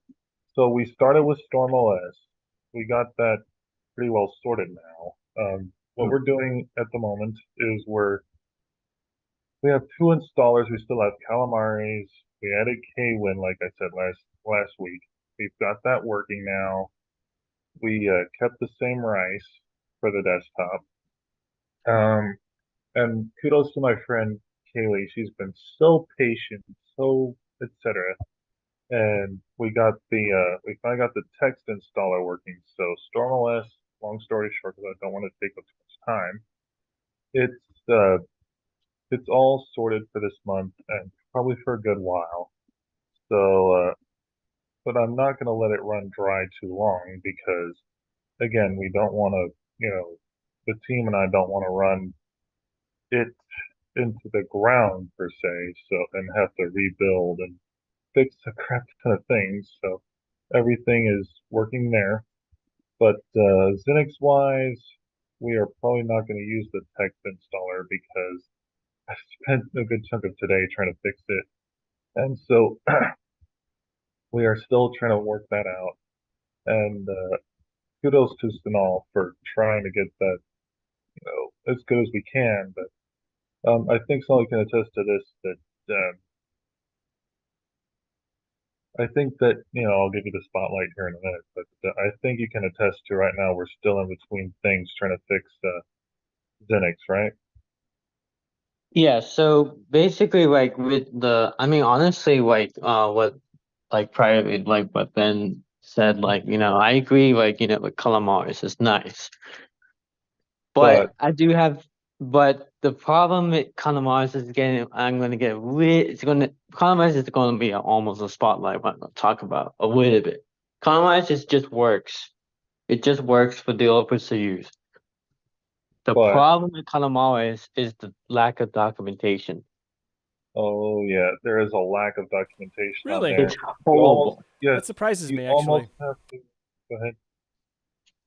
I mean, you almost have to rely on the modules to sort of tell you what to do, and that is really not feasible because if you go to their GitHub, for example, you guys, there's almost no documentation on it. It's like very, very limited as to how you have to figure it out. I mean, it's terrible, So I hate to, you put the devs in a tough situation, but it's very difficult to. You almost have to go to like Eric Dubois or somebody on YouTube to figure out how to fix Calamaris for Arch and things like that. But just to let you know, if you want to make your own distro, and if you want to make your own Calamaris installer, Just put everything in XC/calamaris and everything. That's it. Yeah, it's That's so it. much That's easier to literally do it. it that way because, with Gen 2, I've had to spend a lot of hours trying to fix calamaris just to get the darn thing to even run. It's terrible. Are you documenting this But anywhere, like the process? Because that actually I might be very will. helpful for the Calamaris community if you're like Well, actually, going through some of yeah, this. we are. Every time we've worked on point, this, yeah. we've made notes, we've done all this and that, and when we get it in a finally working state, we are going to write up a README on GitHub to forward to the Calamaris team to sort of, put something in there that, we can say, hey, put this please in your README that, so it's not such a pain in the neck. Yeah. But yeah, because I tell you, having to build this stuff again and again is just kind of a pain in the butt. But regardless, yeah, that's just kind of an update. And once we have a fully working Linux system, we will come back and sort of, update you guys again, and we'll take it from there. Sweet. And if you have like a great functional ISO, or even if it's a Yeah, largely we'll functional, get there. Yeah.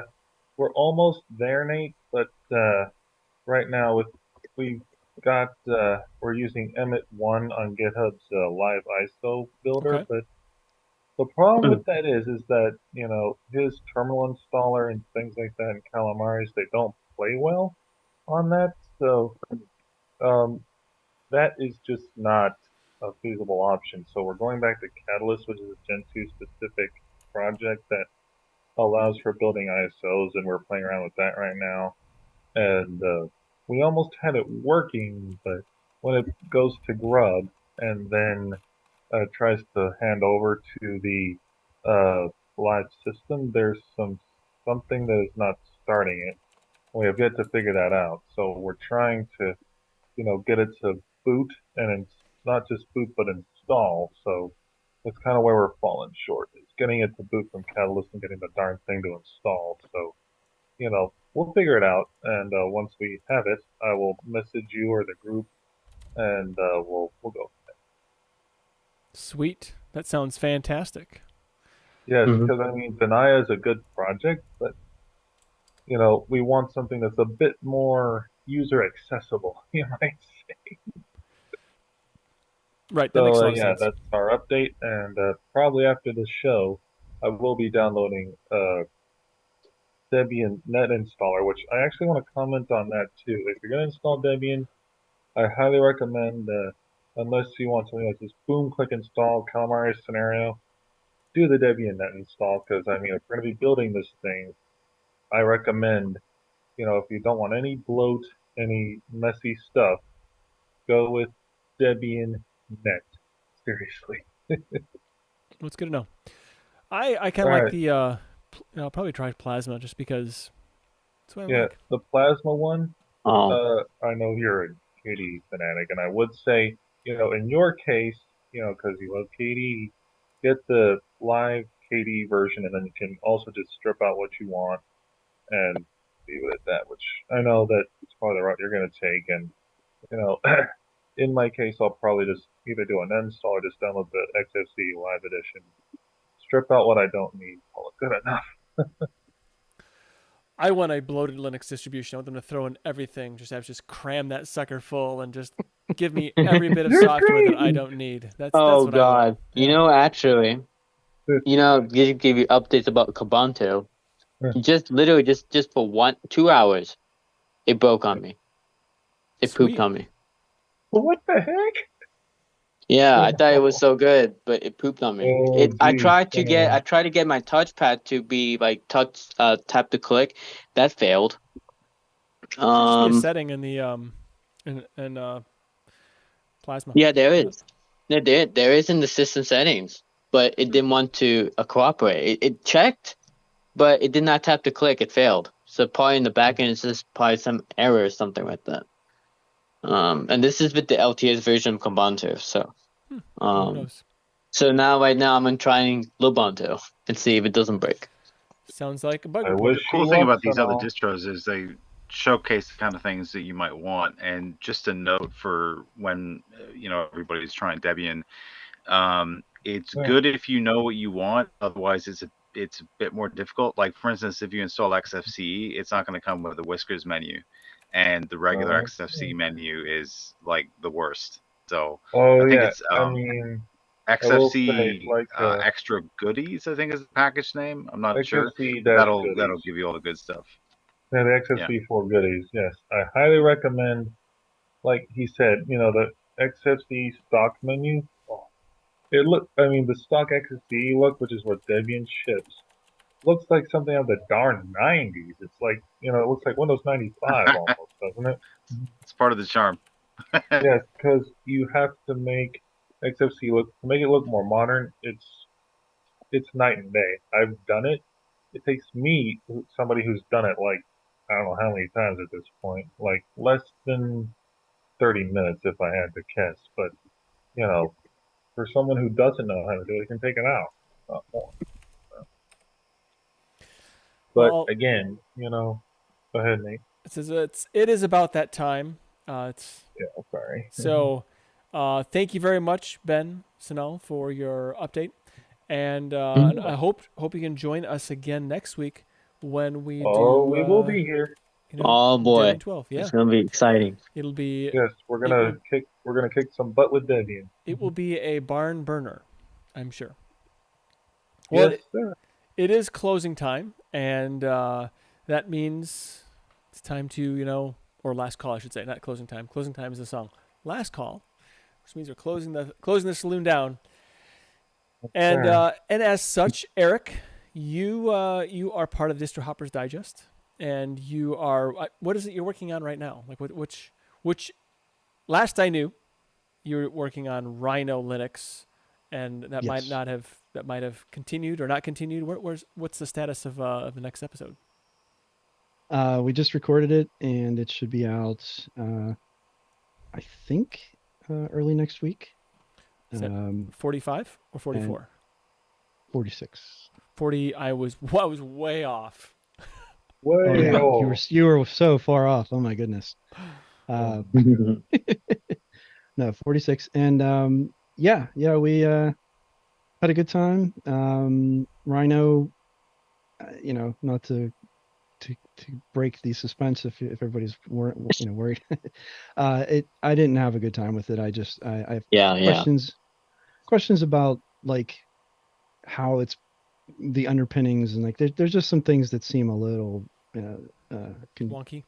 unsustainable to me. But anyway, nice people. I had interactions with them on Discord, and they're really enjoying what they're doing, and people are responding well to it. So far be it from me to rain on their parade. But I give my honest opinion of how I felt about it. So, and that's what I do on there. So, so that'll be out probably next week. And I've been participating in Mintcast, Linux OTC, Linux Lugcast. I've been doing a lot of just kind of participating in stuff because I don't know. I've been peaks and valleys with some of my hobbies and things, and I kind of got tired of distro hopping for a while, but now I'm sort of back into it and enjoying it, and enjoying having conversations and all that stuff. So yeah. Well, there's seasons for things, I think that's normal. Yeah, there's just it's like a time for war, a time for peace, a time to distro hop, things like that. Yeah. Yep. I think isn't that written in the Bible someplace, distro hopping? Anyway, doesn't matter. If not, it was at least in that song that I heard. You almost have to have a seance every time you distro hop to not lose your mom. Oh god. Just do it in a virtual machine and it'd be okay.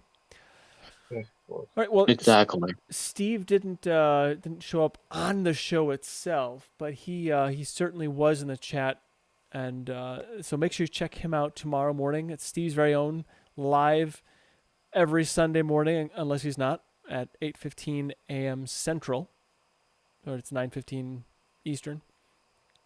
So check that out. Steve's very own on YouTube. Linux User Space. Their episode thing is dropping Monday. It's our talking about Fedora Silverblue. It's set to release Monday anyway. The next distro isn't going to be a distro. They've planned to do a dive into the history of CDE. And I don't know if you recall, but we did NSCDE as a desktop environment here, I don't know, probably about a year ago or so. I don't know. And that was a good time. I think we did NSCDE. At least I did. And I still have that installed. Not in my framework, though. But anyway, that was a good time. I'm on a podcast called Linux Out Loud, and so is Matt. I have one wonderful co-host, Wendy. Then there's Matt, and so I was able to make the last show for several reasons, not important, but Matt and Wendy probably made a barn burner of a show. I'm sure it'll be good times. What was it about in my absence? Like, I don't even know. Let you find out when you hear the show. Oh, that's how you're going to be. All right. I thought you were supposed to tease it, say, hey, the next show that's dropping. All right. No, we talk about the show's about Gamer Wendy. Gamer Wendy. Oh, that'd have been a fun one to be part of. So, well, there you go. So check out Linux Out Loud. I have a website called cubiclenate.com. I did a short article on my persistent pipewire issues. So, actually, it's something, I have a different alliteration for that. But anyway, something's changed in Pipewire. I know a lot of people have been complaining, not just me. And I have a little command there to kind of reset Pipewire to make it behave again. So it's Pipewire is kind of being a little bit of a pulse audio lately. And yeah, I'm not surprised. It happens. I don't know anyone. Control P resets my pipe wire, so that's probably a bad sign. I have a shortcut for it. Oh, yeah. So this is kind of new for me. Pipewire's been great. Then all of a sudden, I know there were some changes that happened. I'm not sure what, but something happened, and then all of a sudden, like, I would get, if an audio device would connect, then disconnect, then connect again. I would get another entry for it, and then another entry for it, and then I didn't know which one was it. And then sometimes I couldn't actually do the things I wanted to do. And then, so anyway, there's a way to reset Pipewire. That's why you want to run Debian. Whoa. You'll never run into that problem because it'll be fixed a year before it hits you. Yeah. So it seems to be, that part seems to be cleared up now. And then now the only issues I seem to have as of late is, I don't know. It's like sometimes like seems like devices just don't, maybe it's a Microsoft Teams issue. I don't know, but whatever the issue is, it's annoying. So anyway, check that out. Cubiclenate.com. Linux Saloon is part of the Tux Digital Network. Check out more great shows at tuxdigital.com. I want to thank you all for your support, however you do it, being a part of the conversation in both the Zoom meeting as well as the YouTube stream, and all of you for watching the show after the fact. Thank you. I want to thank everyone involved in making the Linux and open source tools possible for us to not only have this conversation, but also to have fun and enjoy our technology. Linux truly puts personal back into personal computer. Thank you for stopping by. Be sure to tip your developers, and please remember to Linux responsibly. Until next time. Yes. See yous. Bye. See ya. Bye. Bye, everybody.